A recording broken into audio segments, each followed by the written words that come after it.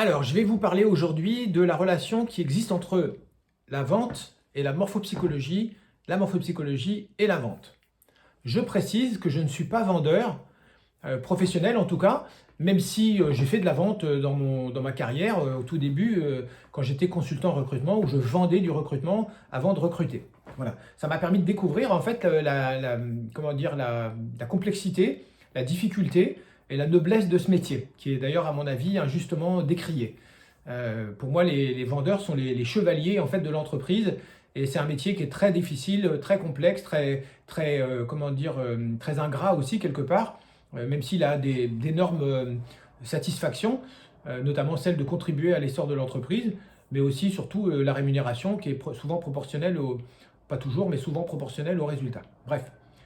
Et puis il y a quand même une certaine liberté, en tout cas dans certains, selon les postes évidemment. Alors, l'idée c'est quoi? C'est de faire simplement, d'utiliser la morphopsychologie pour booster les ventes, pour améliorer en fait la vente. Donc, la vente c'est quoi? C'est une relation, c'est donner à quelqu'un envie d'acheter un produit ou un service. Voilà. Enfin, faire en sorte qu'il achète d'ailleurs, c'est pas seulement donner envie, c'est faire en sorte que la personne achète le produit ou le service. Et entre l'envie et l'achat, justement, il peut y avoir énormément de temps, de réflexion, d'hésitation, de supputation, etc. Donc le but c'est de diminuer ou d'abolir ce genre de choses quand on est un vendeur professionnel, vendeur commercial, etc. Dans cette vidéo, je ne fais pas la différence, même si je sais qu'il y a une différence entre un vendeur en boutique et un commercial non sédentaire qui va prospecter des entreprises, soit avec sa voiture, soit par téléphone, soit les deux. Voilà, sans parler, il y a aussi d'autres façons de vendre sur les salons, etc. etc. Mais ce n'est pas l'objet de cette vidéo. Donc l'idée c'est quoi? C'est qu'on a tous l'expérience, on a tous cette expérience insupportable. On rentre dans un magasin ou on va sur un stand ou on téléphone à quelqu'un ou on est appelé par quelqu'un et on commence à s'intéresser à un produit, on envisage d'acheter le produit, on est prêt à acheter le produit et au moment où ça commence à devenir, j'ai envie de dire, positif, le vendeur ou la vendeuse, le commercial ou la commerciale, nous débite en fait son argumentaire sur la blabla et ceci et cela, et gna gna, et qu'est-ce que ça vient faire alors? C'est quoi l'intérêt de ça? Eh ben, c'est simplement, c'est que la personne en question, le professionnel de la vente, en fait, récite sa leçon, qu'il a bien apprise comme un bon élève, et on lui a dit de réciter son argumentaire, alors il récite son argumentaire, sans se soucier de ce qui est le plus important dans l'histoire, c'est-à-dire l'ici et maintenant, la relation avec ce vendeur maintenant, sur ce produit ici. Et là, le vendeur, il est en train de, le client, ou le prospect, parce qu'il n'est pas encore client, il est prospect, il n'est pas encore acheté, donc c'est pas encore fait. Et c'est pas en débitant parfois des argumentaires qui sont totalement déconnectés de l'étape dans laquelle se trouve le prospect qu'on va transformer l'essai. Au contraire, ça donne souvent plutôt envie de partir. Donc on a tous cette expérience. Moi, je l'ai très souvent. Ça m'arrive très souvent de me dire, oh là là, ça y est, c'est reparti. Il nous fait son article et répète son argumentaire. La plupart des arguments que j'entends ne sont pas adaptés à mes besoins et à mes attentes. C'est incroyable ça. Alors peut-être que je ne suis pas un client normal, mais quand même, quand je discute avec des amis de ce sujet-là, j'entends les mêmes choses. Et c'est pour ça, c'est une des raisons pour lesquelles, en France en tout cas, les vendeurs ou les commerciaux ne sont pas spécialement bien vus, bien valorisés, bien traités, parce qu'ils sont perçus, malheureusement, encore trop souvent, comme des bonimenteurs. Elle est belle ma purée. Il est beau mon tapis, t'en veux combien? Tu prends 3 avocats, je t'en donne le 4e gratuit. Ça, c'est pas possible, ça. Malheureusement, la profession de vendeur, la fonction commerciale est encore malheureusement dévalorisée en France. Et elle est assimilée au bonimentage, au bonimenteur. Et dans bonimenteur, vous entendez menteur. C'est-à-dire quelqu'un qui parle, qui valorise et qui raconte tout et n'importe quoi pour forcer, pour pousser la vente. Sauf que ça ne correspond pas forcément à ce dont a besoin le prospect. Comment savoir ce dont a besoin le prospect au fait? Eh ben voilà. Donc, dans la vente, moi j'ai suivi des formations de vente, j'en ai même animé une, débutant, initiation, sans aucune prétention. Ce que j'ai compris, c'est que la vente, c'est un processus. Et donc, qui dit processus, dit étape. Donc, il y a des étapes, il y a la prise de contact, il y a la phase d'écoute du client qui est très importante, et après, il y a la phase d'argumentation, et après, souvent, il y a la phase de traitement des objections, et après, il y a le closing. Ok, ça, tout le monde connaît ça. Le problème, c'est que ça, c'est la théorie. Des fois, le prospect, il fait des va-et-vient, il avance, puis il recule. Ok? Il fait quoi le commercial avec tout ça? Ben, des fois, il fait rien. Des fois, il applique bêtement son schéma. On est à la phase 3. Maintenant, je passe à la phase 4. Vous avez peut-être des questions? Non, je n'ai pas de questions, je ne suis pas encore là. Je suis reparti en arrière. Ensuite, tous les prospects ne sont pas les mêmes. Tous les prospects n'ont pas les mêmes besoins, la même façon de fonctionner, les mêmes priorités. Ils ne sont pas dans le même degré d'avancement d'achat. Il y a des gens qui, moi je fais partie des gens qui, quand ils rentrent dans un magasin, ils ont presque toujours déjà décidé quoi, comment, pourquoi, combien. Donc c'est pas la peine d'embêter des gens comme ça avec des démonstrations, des explications. On n'en veut pas d'explications, on a déjà choisi.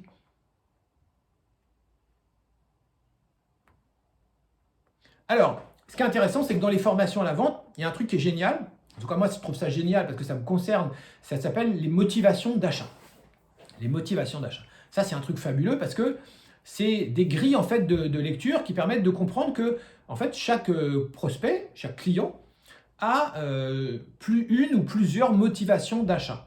Et c'est pas forcément elles sont différentes évidemment d'un prospect à l'autre. Et il peut y en avoir plusieurs. On peut très bien avoir motivation d'achat, orgueil et sécurité, par exemple. Voilà. Si on prend la grille du SONCAS, qui est une des grilles les plus utilisées, mais il y en a plein d'autres. Et donc, l'idée, c'est que là, c'est intéressant parce qu'on va un peu aller creuser dans l'individualité, dans la spécificité du prospect ou du client.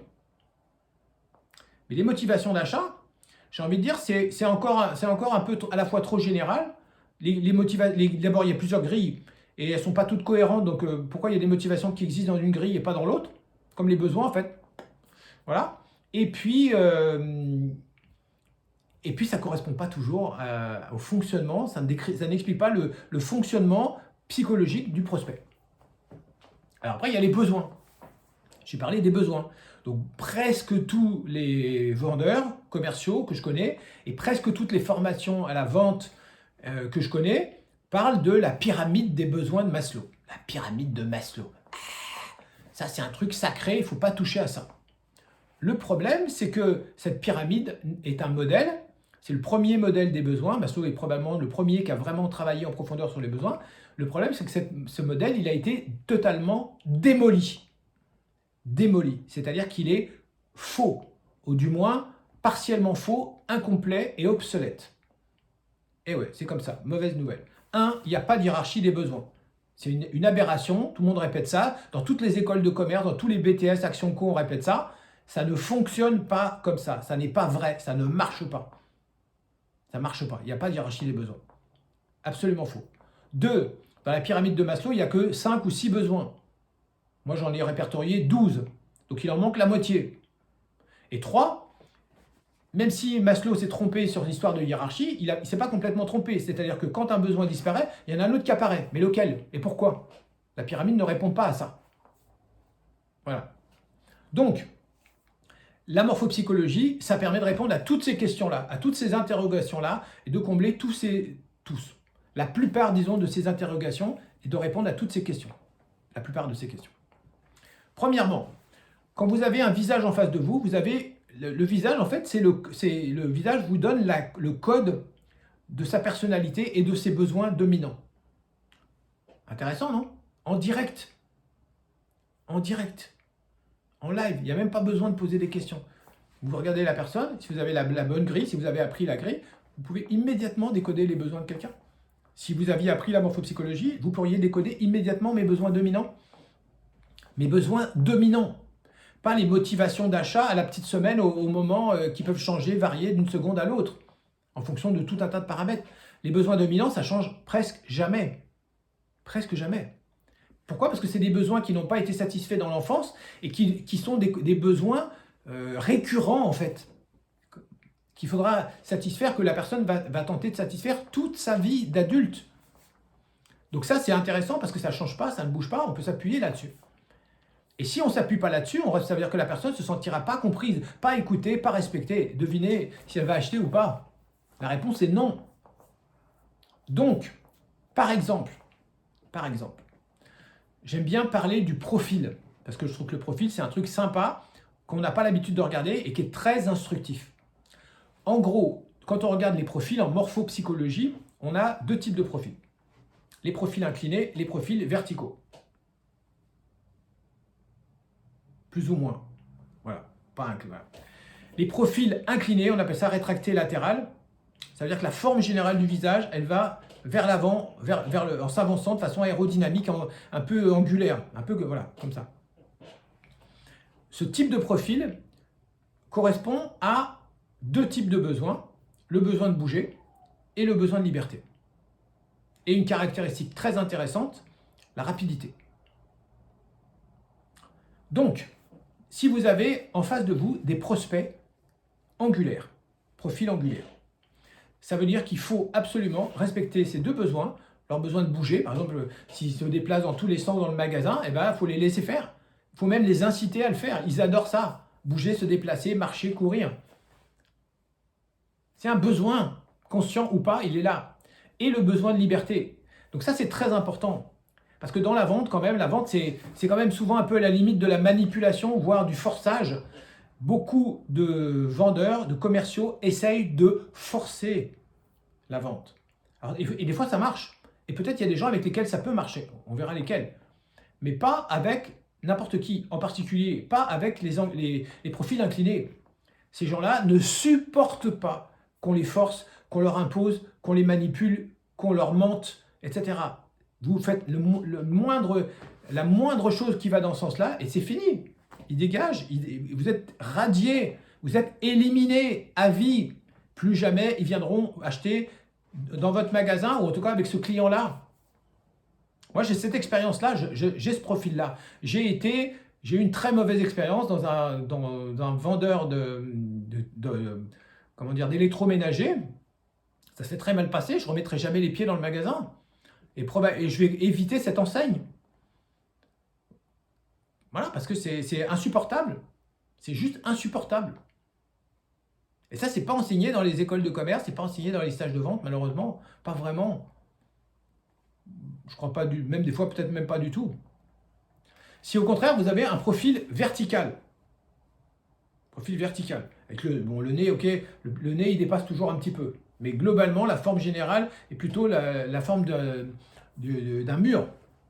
Bon, ça peut être un peu arrondi en haut avec le front, un peu arrondi en bas avec le menton, mais la ligne générale, c'est vertical. Ces gens-là, au contraire, sont des gens posés, lents, circonspects, méfiants. Il ne faut surtout pas les brusquer, il ne faut surtout pas aller vite. Avec les premiers, il faut aller vite, il ne faut pas traîner, il ne faut pas répéter, il faut aller directement à l'essentiel. Il faut suivre leur vitesse. Avec les seconds, au contraire, il faut y aller tranquillement, step by step, étape par étape, information par information, argument par argument, objection après objection. Si vous allez trop vite, vous les ratez, ils se bloquent. Ils ont besoin d'être rassurés dans l'action. Ils ont peur de se tromper. Donc ils ont peur de décider. Donc ils hésitent tout le temps, ils soupèsent, ils comparent sans arrêt, ils reviennent. Donc il faut à la fois leur respecter ce processus de décision qui est lent et complexe et en même temps les aider quand même à un moment donné à choisir. Parce qu'ils risquent de ne pas le faire seuls. Donc c'est très délicat. C'est des gens qui sont très délicats à transformer en clients réels. Là, la morphopsychologie, c'est incomparable. Ça vous donne le mode d'emploi de l'autre. Le mode d'emploi respectueux du caractère et du besoin dominant ou des besoins dominants de l'autre. Besoin de temps, besoin de sécurisation et besoin quand même d'être aidé pour arriver à choisir et surtout à assumer un choix. Après, il y a une autre grille qui est très intéressante qu'on trouve en PNL. Mais justement, la PNL, elle donne la grille, mais elle ne dit pas comment l'utiliser. C'est la grille des 3 étages du visage. 3 étages du visage. Donc, le bas du visage, la mâchoire, jusqu'à la racine du nez. Donc, ça correspond au bas du corps. C'est la partie instinctive kinesthésique, la partie enfant. Ce que j'appelle la partie DSK qui est en nous. Cette partie-là, évidemment, elle doit être nourrie, elle doit être reconnue, elle doit être respectée. Donc, si vous avez des prospects ou des clients comme ça en face de vous, il faut respecter cette partie-là, cette partie enfant. Il faut les laisser jouer, toucher, explorer, bouger, qu'ils puissent tripoter, jouer, utiliser, expérimenter le produit. Sinon, ils n'achèteront pas. C'est aussi simple que ça. Si vous avez des relationnels, c'est-à-dire des gens qui ont la partie du milieu entre le nez et les sourcils, donc les yeux, les oreilles et le nez et les joues, bien sûr. Cette partie-là, c'est la partie affective, émotionnelle. Si ces gens-là sont, en général, ça fait des visages un peu ovales comme ça.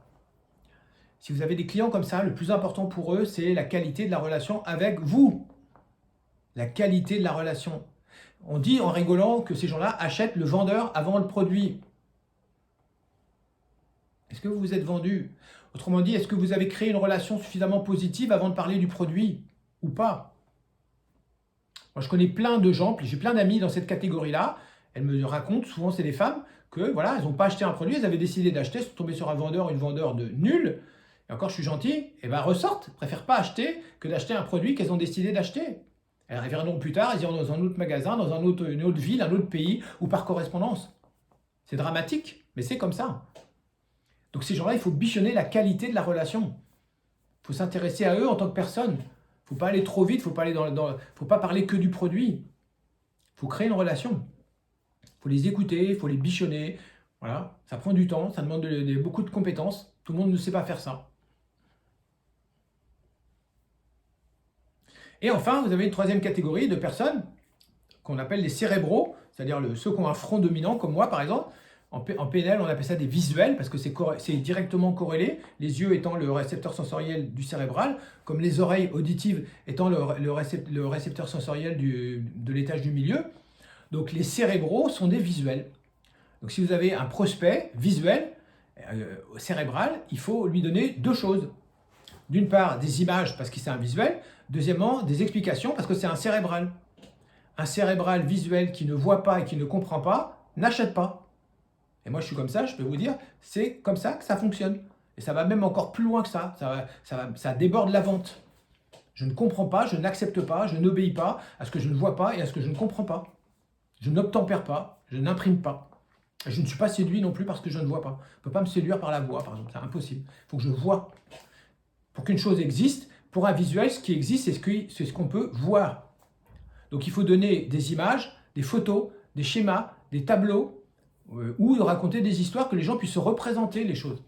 Et surtout, il faut répondre à leurs questions. Parce que des fois, moi, je pose des questions à des vendeurs, à des commerciaux, et ils ne me répondent pas. Ils ne répondent pas vraiment. Ils répondent à côté, ils répondent un peu, ils répondent partiellement, mais ils ne répondent pas vraiment. Ok, je n'achète pas. Ça donne la fameuse réponse, bon, ok, je vais réfléchir. Ça veut dire, voilà, va te faire voir. Tu as raté la vente, Coco.